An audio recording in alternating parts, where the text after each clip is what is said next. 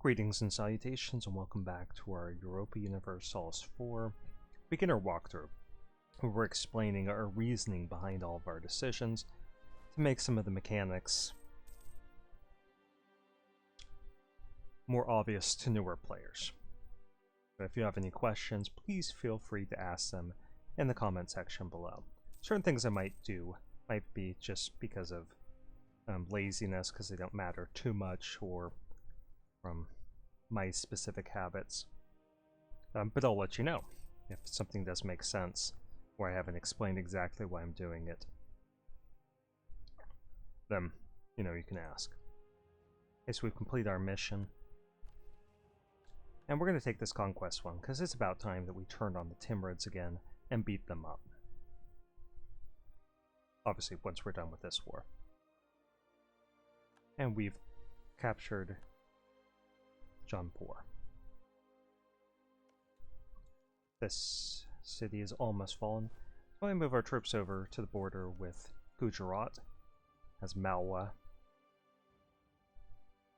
is unlikely to protect them, as they're in another war that isn't going particularly well. And again, we have 500 ducats saved up, so we could become the defender of the Sunni faith. We're not particularly interested in that. It makes our tech more expensive, and we don't want that. Okay, we have an infidel in government. We can kick him out, but we're going to lose administrative power because he's valuable to us. We gain piety. We're not... Yeah, we'll do that. My initial impulse was not to do it because when we invade Gujarat, they are not Sunni, so we would get some of our piety back automatically. We'd already taken a hit by invading Jaunpur.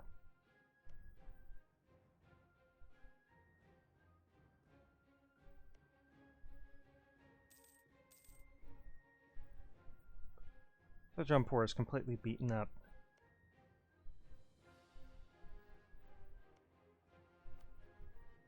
Let's fabricate a claim. What do we want? Well, we need Kathiawar.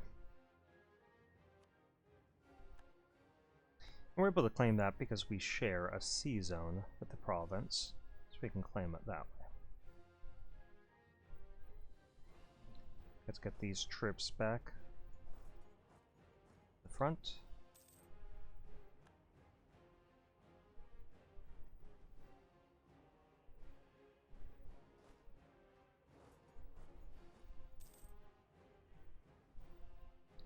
I don't think we really need to wait around for much. Let's go ahead and declare this war. Assuming that Malwa would not join. Yeah, they're in way too much debt from their other war. So let's set our first target as their capital fort. And then the second army,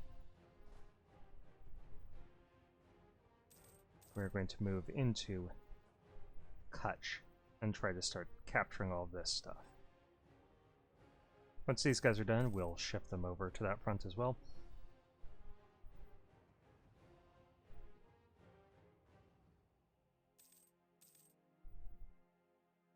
And they're moving on to our territory. Nope, they're just sneaking past us. So they entered into this fort zone of control, and now their only option, once I've got to Patan, is to move forward. But then they are able to exit this fort into friendly territory.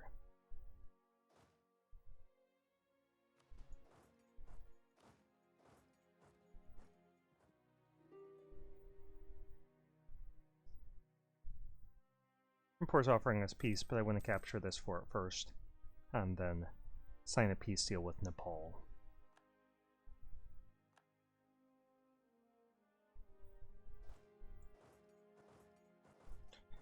Now, since we are in the zone of control of this fort, Ahmadabad, our only option is to move forward onto it, which isn't a very attractive option for us. So I could leave those troops there to work with our subjects. But fortunately, we have a fleet. We have other movement options available to us. We went to spy on people more effectively. No, we'll take the prestige. So we can pick these guys up and move them onto our ships. And now we can drop them off other places. Let's tell our subjects to join up with us.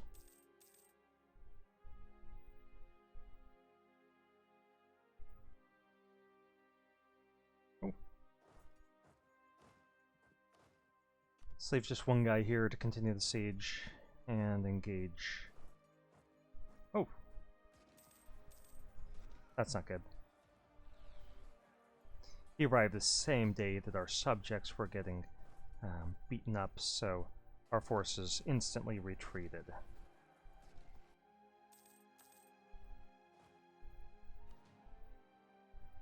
Let's move these guys back down to Ahmedabad.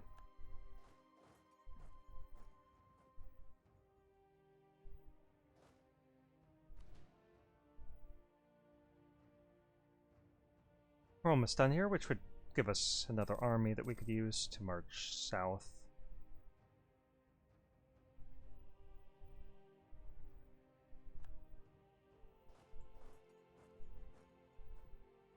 Our warship is still being worked on, sadly.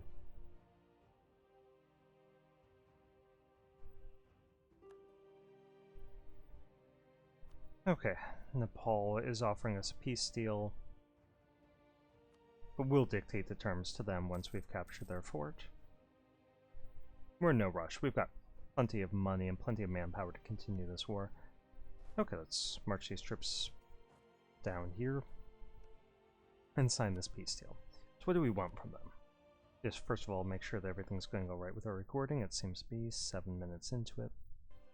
Okay, we just want their money, because that doesn't upset anyone. There's no aggressive expansion. And we're going to tell them that they're not allowed to be allied to any of their allies. Take war reparations. We can force them to release some of their territory as an independent country. They have no strong desire to do that to them. It costs us some diplomatic power, because it's not what this war is about. No, we'll just... And they like us again. We were at war, so that strained our relations a little bit, but that will recover over time. And now we can inflict whatever peace deal we wish on Jampur. And I think I'm going to hand this off to Jharkhand.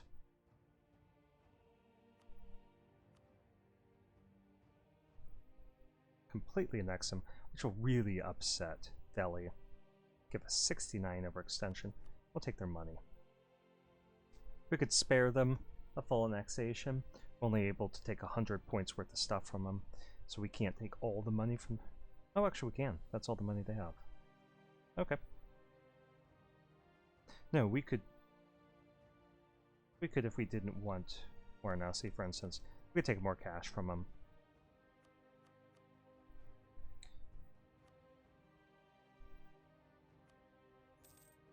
I like that peace deal.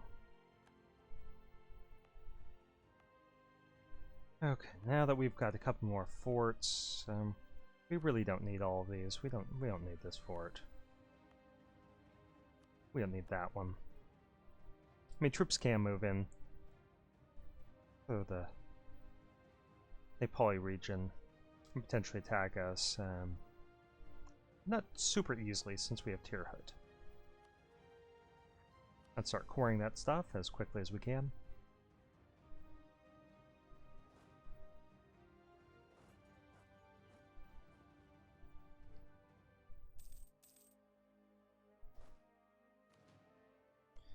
And I just want to show something here about our siege. Which shows that there's 0 modifier from the province being blockaded. Our ships are blocking this port to prevent supplies from going in. If that wasn't the case, let's just pull these ships into port. We could see that...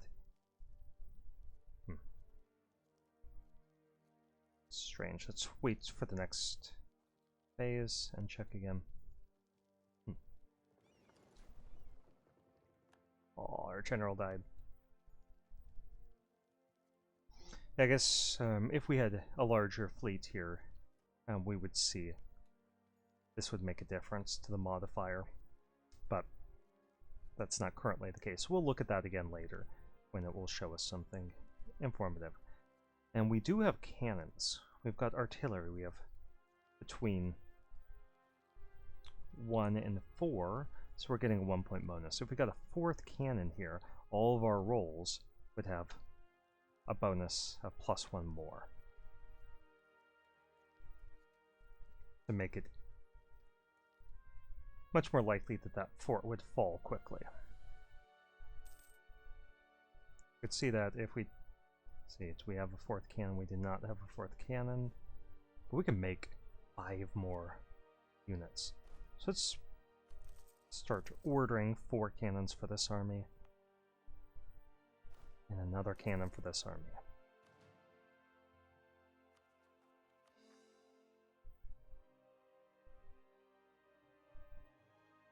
We're going to be in our first naval battle. It's pretty exciting. They have an admiral, we don't, so that's going to give them a bonus. But there are multiple wars right now. So they're fighting against both us in our war and Vijayanagar in that other war. So they are greatly outnumbered. And just like in land-based battles, there's a roll each time, and that roll is going to be modified by the fire and shock of the leaders in charge. Okay, no one decisively won that. No ships were lost. But you can see our ships got a little bit beat up. They don't have troop counts, instead they have ship durability. And a couple of our ships are a little beat up, so we could just pull them into a friendly port, and each month they will repair 10% of their durability as long as they're in a friendly port. And we'll take a few of our sailors to do that. So we need 1 sailor to repair these 2 ships. That tiny amount that they're damaged.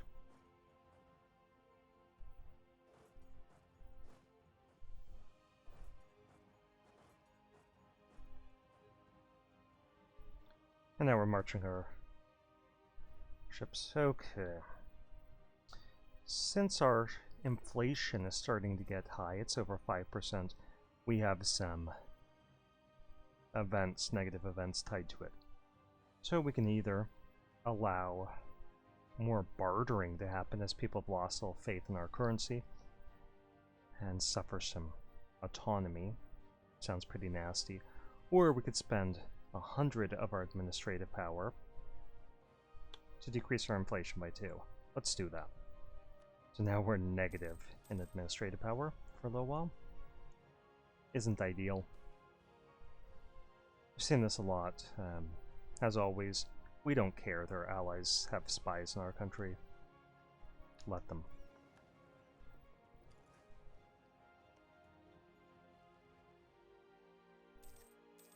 Our warship will be done in a month. And now, we do have some spy power here with Gujarat, and we can't claim any more stuff since we're at war. But that spy power does help us. We can look at how well this fort is going to hold out, our fort defense, and see that our spy power here is reducing it. So if you can think of that as people in the city that might be willing to open the gates or sabotage the city or something.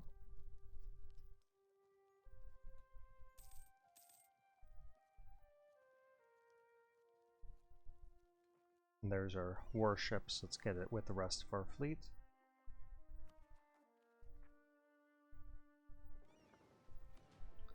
And we're suffering a little bit of war exhaustion. We could reduce it down with diplomatic power, but that diplomatic power is valuable to us.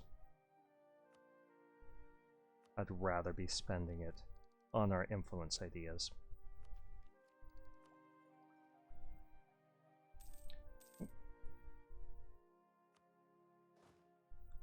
Cannon here is ready, and these cannons are ready.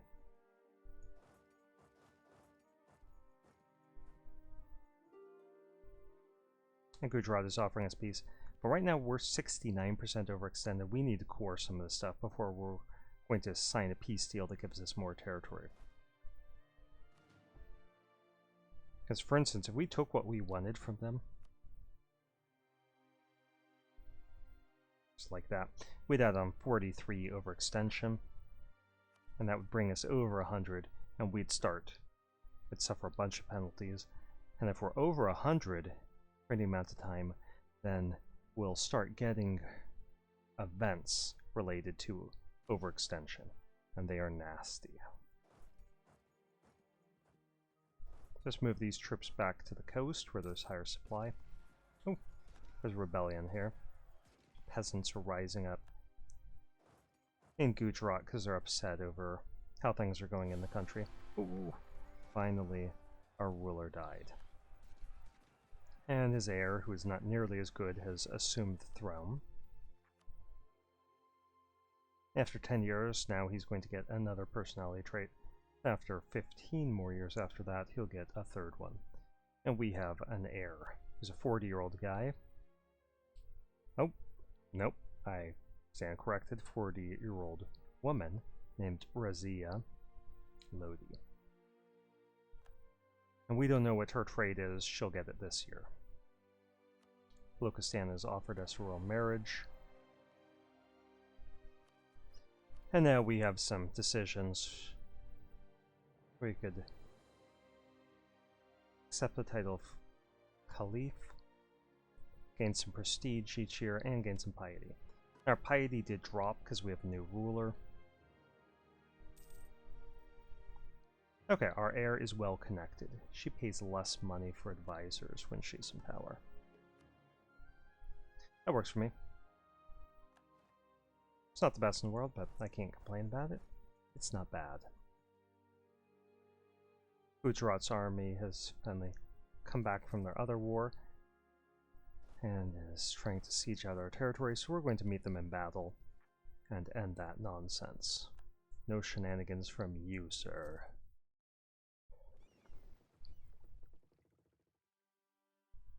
Take a drink here, so hopefully you guys don't hear the weird noises from that.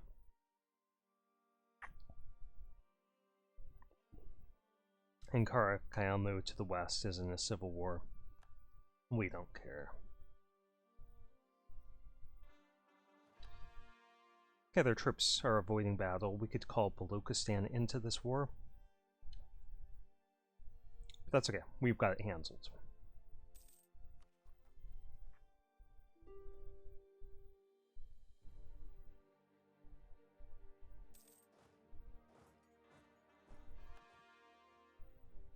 We'll just leave these guys here. We've completely occupied everything, and here we are in a naval battle again. We don't have a leader, but we do have a big warship. They can just watch the durability of their ships dropping as our warship is smashing them. They just have trade ships and transports. So we sunk their fleet. I'll pull them back into port. Okay, now we're only 30% overextended, so we could take 70 points worth of stuff. 70 overextension worth of stuff. And that's exactly 70. It will upset Gujarat, the Timurids, and Bahmanis, but we don't care. So we'll fill up the rest of our war score by taking their treasury. And we'll make them give up this core in Gar War.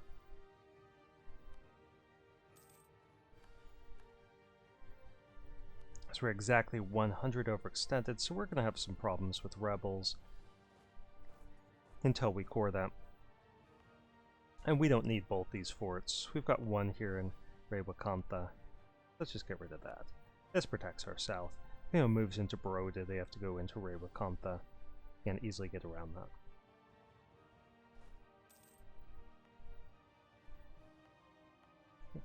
Now, our really high overextension is feeding into corruption. So we are going to have to dedicate some more money to battling that corruption. Okay. We'll be losing a little bit of money each month. But that's okay.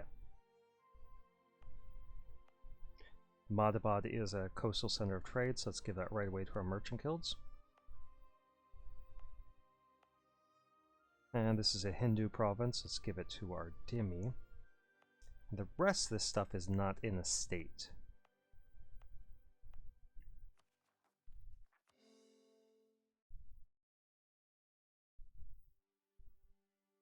We lose our general, we did. Let's hire a new one. Because we're going to be... Oh, that was our good general, too. Sad.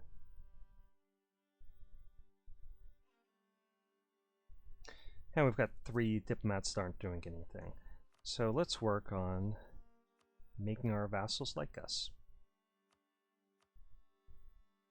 Actually, I should say love us. They do like us.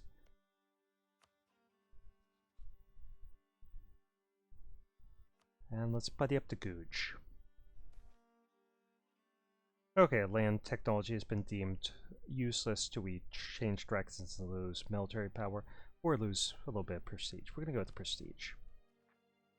Because it's pretty easy for us to pick up prestige at this point. We're sitting near the maximum. We're just going to core things as we get the points. We got free point of stability. That's great. And every month that we are at peace, our war exhaustion is going to decrease. And there's a chance of Mewari separatists here. High chance of them revolting.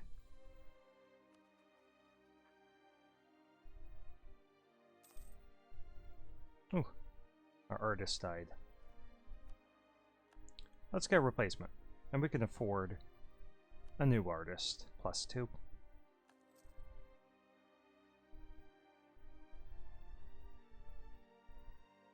Have any rebel problems over here? We do.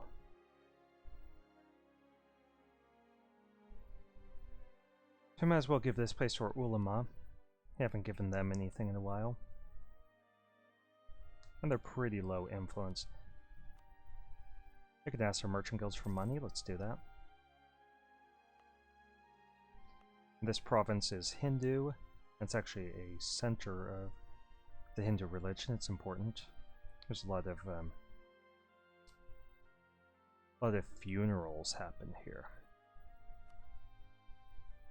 Let's give that to the dhimmi. And I mean, a lot of funerals happen there in real life. There's no way of knowing that in-game.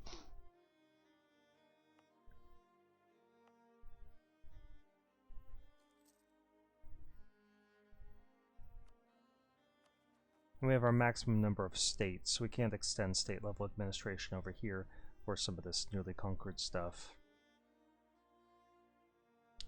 But we'll get more states in time.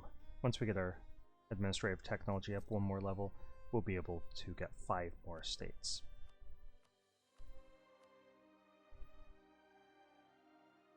Now ensure that we're getting the maximum value out of the provinces we control.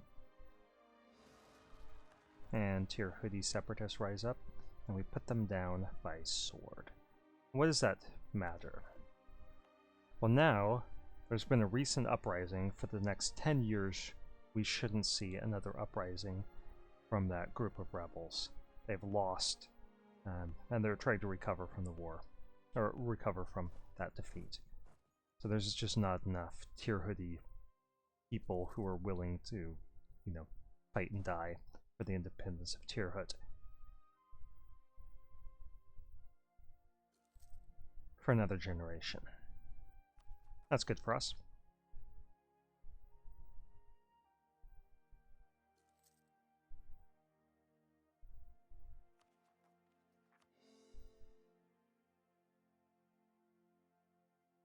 So now we're just going to recover. We're pretty low on manpower, and if we have to put down a couple of rebellions, then we'll be even lower. So why don't we take advantage of the fact that we are so far ahead of time? Well, I'm gonna hold off. I was going to start developing the manpower in some of our provinces, but I think I'm going to wait, because in 5 years' time, we should see colonialism appear as an institution. It's probably going to happen in Western Europe. Portugal, Castile or England are the most likely candidates, with Portugal and Castile being much more likely than England. And as with the Renaissance, the way that we're going to get it to develop in our country is by developing the provinces. So we'll just find a province like Batiana and develop its manpower.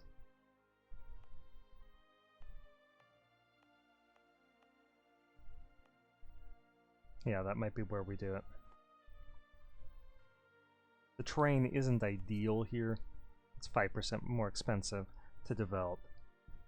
But at least this province isn't controlled by any estates that would be getting a large amount of influence if we develop.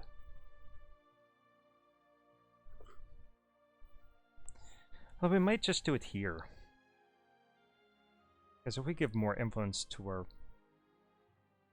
dhimmi, who cares? Okay, now that our relations are really good with our vassals, let's start integrating them into our country, starting with Jarkand.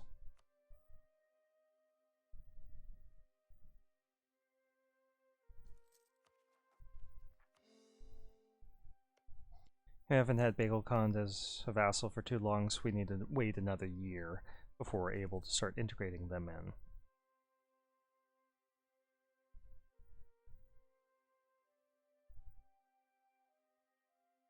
The good thing about this is now we only need to conquer some territory from Malwa.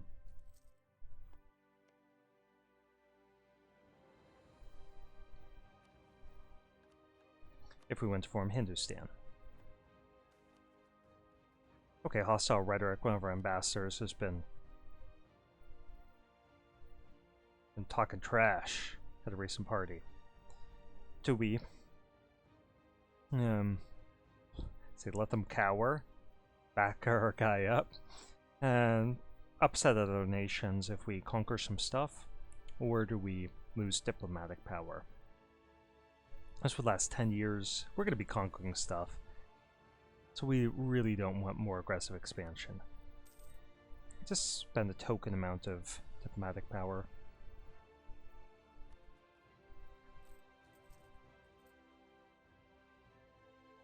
And some of our modifiers, the influence of our estates have expired.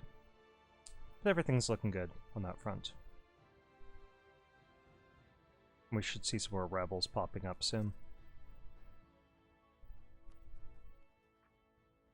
We're just going to keep coring stuff as we get the points for it.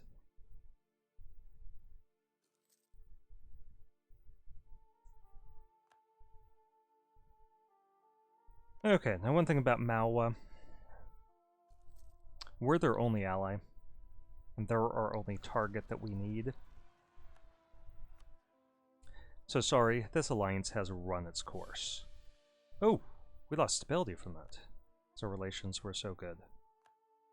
Crazy. Oh, whoops, we broke the royal marriage first. Okay, that's fine. And now they're going to broke the alliance. Yeah, that's fine. I meant to click the other thing. So that gives us a truce with them for 5 years. Oh. Perfect timing, guys. Okay, we have a really good minister. So we can either benefit militarily from it, or we can benefit in terms of stability. Gain 1 free stability to recover the one we just lost, gain 25 more prestige, and gain 40 administrative power. We need all 3 of those things. Yeah, if you break off a royal marriage, you lose a little bit of stability. And of course the other nation gets upset. And now we are enemies with Malwa. So let's start fabricating some claims on them. We have the right to invade them over this core. And now they're diplomatically isolated. They betrayed Gujarat when we attacked Gujarat. They didn't come to Gujarat's defense, so there won't be an alliance that way. They just fought against Andhra and Bengal, so there's no alliance between them. These two are subjects. There's no alliance that way. You could try butting up to Chanda or Bastar.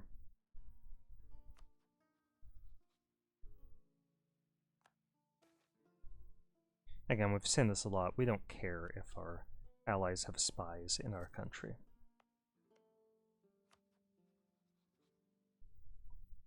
In a couple months, just over 1 month, we'll be able to start integrating Bagel Khan into our country as well.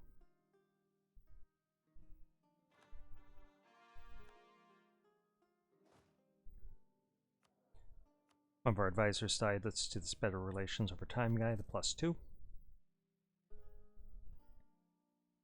We're losing a little bit of money, but that's because we're so far overextended that it's providing penalties to our trade power. Okay, rebels in Patna, our subject. Let's discuss that matter with those rebels. Convince them to go back to their homes. They seem persuaded. Okay, now one thing I'm going to do is I'm going to reduce down the size of this army. And why am I doing that? Well, because once we integrate it in our subjects, we're going to inherit their armies. We can get some more ships here.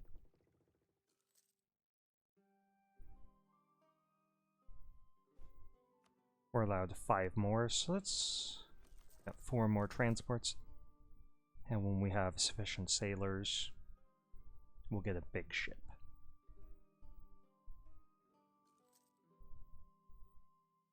How many sailors do we need for a big ship?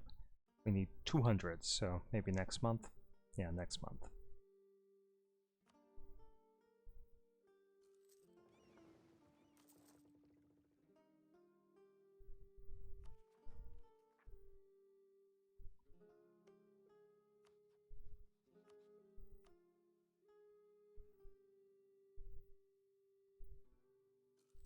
Okay, so all 3 of our diplomats are busy. Let's see how long this video's been going on. 31 minutes. So I'm going to stop it there. And when we get back, our goals are going to be to try picking up some new vassals. So I think Guj is making a good vassal. That'll help us expand into the Tibetan plateau.